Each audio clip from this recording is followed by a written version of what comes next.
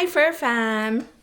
So, ito, getting ready dahil alis kami in about 30 minutes or so. Ihahatid kami ni Bro Mark sa airport. I can't get excited. Sobra akong I don't know, yung feeling ko hati. Actually, more anxious dahil may iwan namin yung dalawa, si Oyo at si Coco. Anyway, 6 nights lang naman kami, pero hindi kasi sanay itong mga to na wala kami sa bahay ng sabay ni James. Anyway, it is what it is. Kailangan makapamasyal ang mga parents para makapag-recharge. Ayan. Ano lang kami ni James, carry on sa WestJet. Kung ayaw mga dyan na. Si Maria nagpa-podcast, part na ng life. Part ng life niya. Hatid nila kami sa airport. Ang layo-layo ng airport namin, guys. Mga 5 hakbang.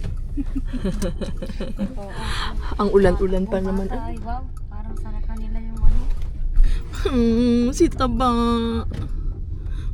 Bumaba pa sa hagdan si Mataba.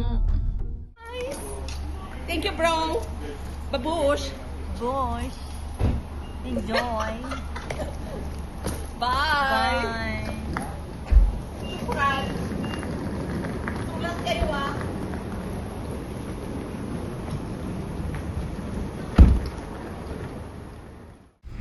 Nandito na kami sa loob ng WestJet. Alam niyo guys, nagre-reklamo na naman itong katabi ko. Ang init. Gusto niyang tutok yung AC. aircon. So yung ginawa Kasi nag-jacket ako para mamaya gusto ko yung malamig na malamig. jacket kasi siya. Tapos nakatutok sa akin yung So ngayon nakatutok yung sa akin. Ito din sa kanya. Kasama. Ayan. Ayan na. Batang labo, dad. Yung salamin na labo. Ayan. Ayan. Jollibee agad pagkadating sa Calgary. Pero, ayun nga, nalulungkot ako mga bash dahil si Oyo at si Coco. But it's okay. It's not okay. Okay, later.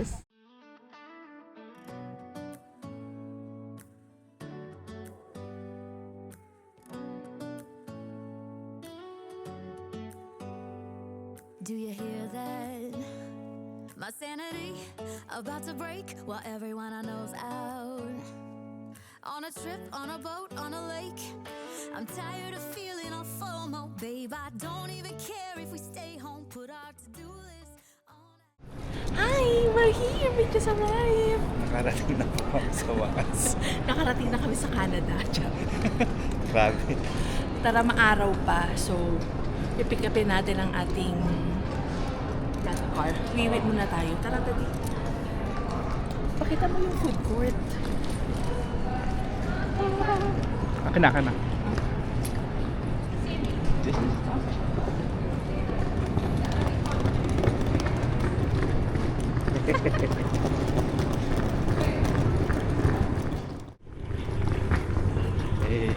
Naghahanap kami ng Naghahanap kami ng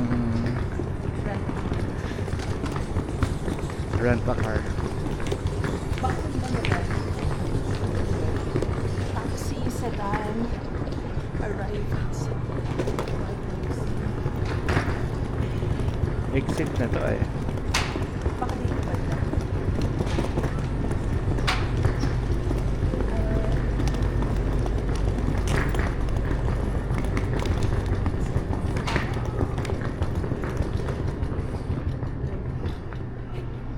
Nope. Rental car center. Rental. Kenny.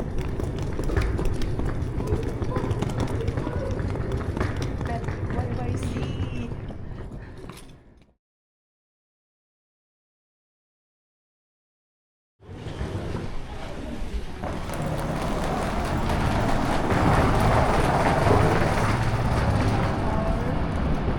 Ayun ba?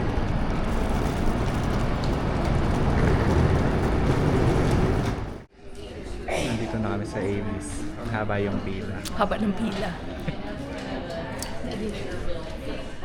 tayo lang ang i-video mo. Ha? Tayo lang. Tayo lang. Pila na kami, kukunin na namin yung rental car namin, and then Jollibee will take you with us. Tara na! Ciao. Tayo dyan.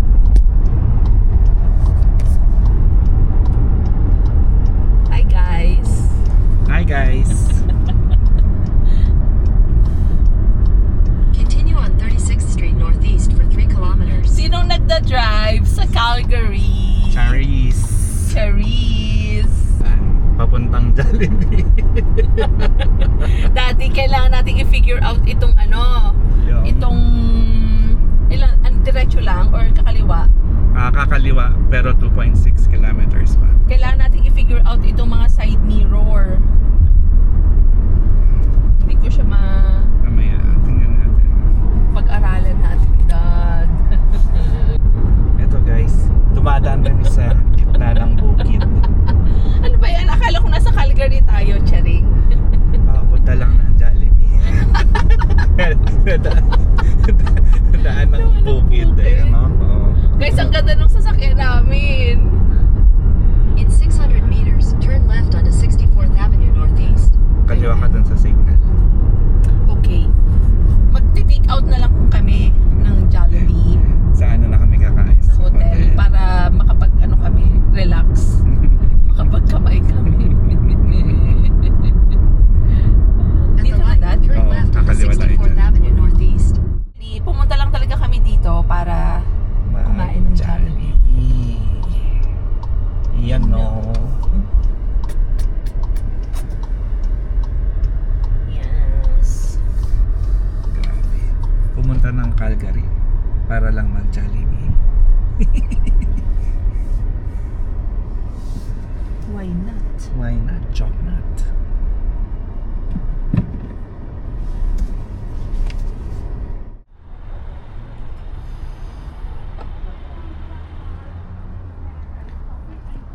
Ang lakas naman. Yay! Jollibee!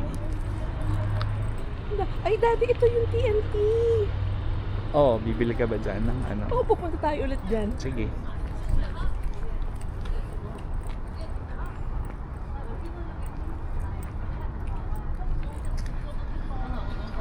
You know? Sige. Tuwang-tuwa siya, oh. Pupunta sa Jollibee, oh. Hoy, babe, may sasakyan. Dito, entrance. Mag-take out lang kami. Pabalik na kami sa hotel. May baong Jollibee. May baong. Guys, imagine ninyo, it's 10 p.m. almost ba? Or 10 na? 10 na. 10 p.m. na. Tingnan nyo ang liwanag pa. Pakita namin sa inyo yung food namin mamaya. Charing. Na-excite. Uy, alam nyo sa Philippines, sobrang normal lang ang Jollibee. Dito sa Canada, dadayuhin mo pa sa ganitong lugar. Kasi sa New Brunswick, walang Jollibee. Pero dito, ang dami rin pumipila sa Jollibee. Ang daming tao. Matao Parang pa din. hindi pa rin nagsasawa yung mga Filipino Kaya, sa Jollibee dito. So meron lang sa Calgary, sa Toronto, saan pa meron? Sa Saskatchewan, alam ko meron, at sa Manitoba eh. sa atin lang wala. Sa Atlantic lang Sa wala. Atlantic wala Kaya Jollibee. nilipat na kami sa Calgary kasi may Jollibee.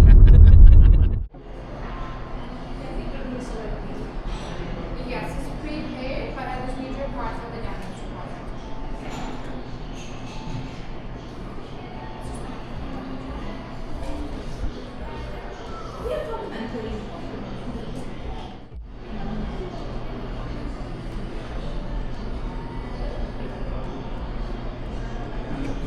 Guys, we are here!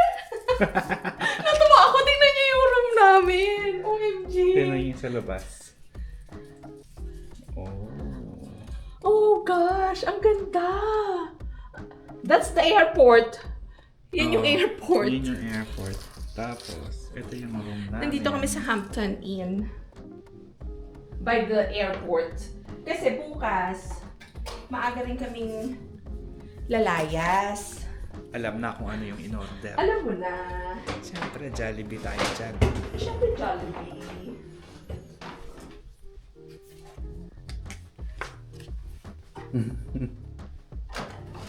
Kailan ka ba huling kumain ng Jollibee? Yung pag-uwi sa Philippines. Oo. Oh, may Saglit pa lang yun. peach mango Oh. pie. Tapos yung chicken. Guys, spaghetti ba ka mo? Oh. Wow. Ano yan? Spaghetti pababa.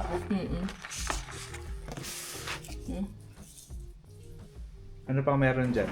Wala na? Gravy and rice. Okay. Yan.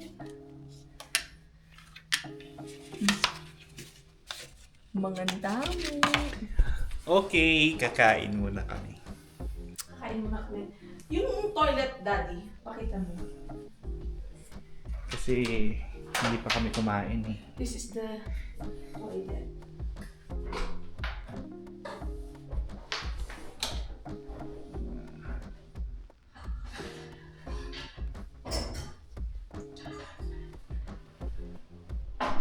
Yun. Okay, ayos tumaligo bukas. Ang ganda!